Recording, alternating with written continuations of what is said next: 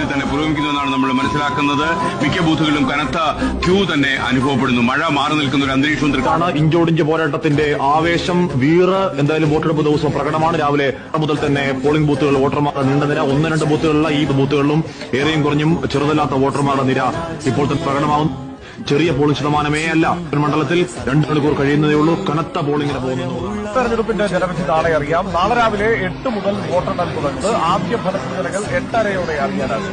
Lead നില രാവിലെ 8 മുതൽ. തെരഞ്ഞെടുപ്പ് ഫലം അറിയാനായി വിപുലമായ നാളെ കേരളം വിധി എഴുതുകയാണ്. രാജ്യം ആര് ഭരിക്കണമെന്ന് തീരുമാനിക്കാനുള്ള നിർണായക ദിവസമാണ് കേരളത്തിന് നാളെ.